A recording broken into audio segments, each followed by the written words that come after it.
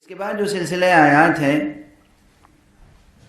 فاختلف الاحزاب، معاف فرمائیے،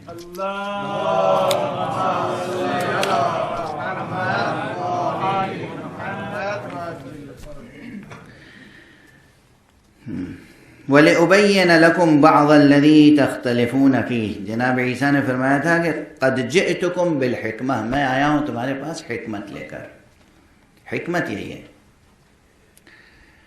حکمت یہی ہے کہ انسان خیر کو پہچانے اور شر کو وجود میں آنے نہ دے، یہ ہے حکمت۔ خلاصہ حکمت یہ ہے کہ یہ بشر اپنے شر کو خود ہی ختم کر دے، اپنے شر پہ غالب آ جائے۔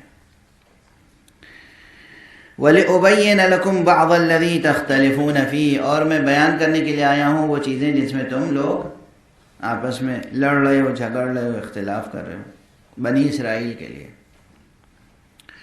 فَاتَّقُوا اللَّهَ، تو اللہ کا لحاظ کرو، اللہ کا خوف کرو، اللہ کا لحاظ کرو۔ وَأَطِيعُونَ، اور میری اطاعت کرو۔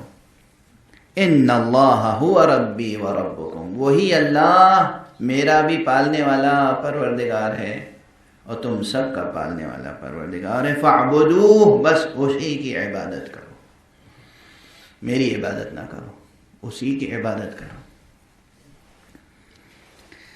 جو بات جناب عیسیٰ بنی اسرائیل سے کہتے تھے وہی مولا علی شیعوں سے کہتے ہیں، اللہ کی عبادت کرو، میری عبادت نہ کرو۔